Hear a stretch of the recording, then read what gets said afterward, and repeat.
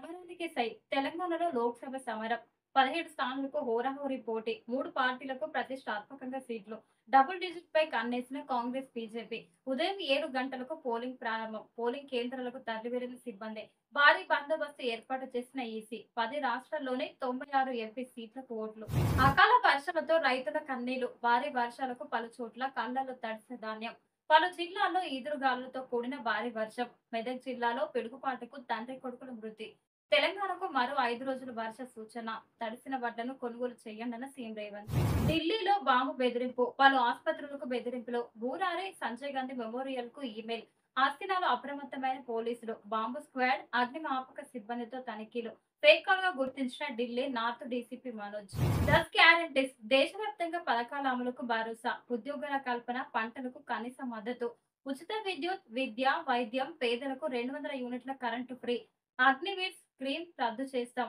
ఎన్నికల మేనిఫెస్టో విడుదల చేసిన ఢిల్లీ సీఎం కేజ్రీవాల్ జీహెచ్ఎంసీ ప్రధాన కార్యాలయంలో ప్రత్యేక కంట్రోల్ రూమ్ ఏర్పాటు 200 మంది సిబ్బందితో నిఘా ఏర్పాటు పోల్ క్యూను ఎప్పటికప్పుడు అప్డేట్ చేసేందుకు తగిన చర్యలు తీసుకునేందుకు కంట్రోల్ రూమ్ దృష్టి సారిస్తుందన్న ఎన్నికల అధికారి రొనాల్డ్ రోజ్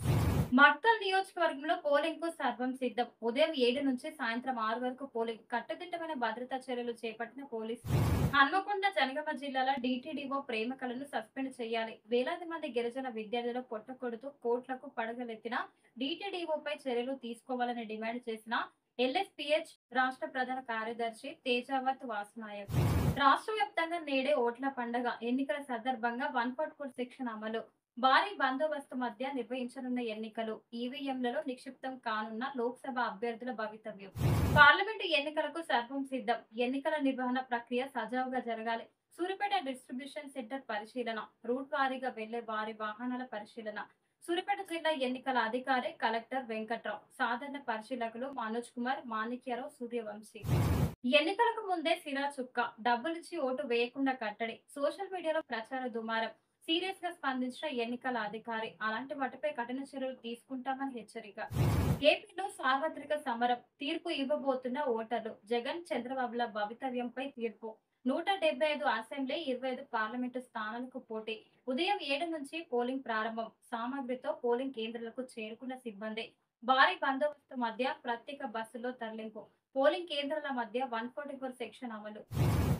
రోడ్డు నిర్మాణం ఫ్లెక్సీల పేరుతో ఇల్లీగల్ ఇసుక రవాణా పోలీసులు సహాయం చేశారా పోలీసుల పేరు వాడుకున్నారా అర్ధరాత్రి ఇసుక తరలిస్తుండగా అడ్డుకున్న గ్రామస్తులు జేఎస్ఆర్ కాంట్రాక్టర్లపై చర్యలు తీసుకోవాలని బీఆర్ఎస్ నేత దాసరి ఉష డిమాండ్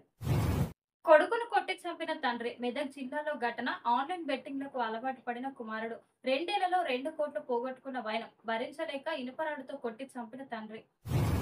ఫణిగిరికి పర్యాటక శోభ అంతర్జాతీయ పర్యాటక కేంద్రంగా రూపుదిద్దుకుంటున్న ఫణిగిరి డిపిఆర్ రూపొందిస్తున్న పురావస్తు శాఖ కొనసాగుతున్న తవ్వకాలు లభ్యమవుతున్న చరిత్ర సంపద ప్రాచీన నాణాలు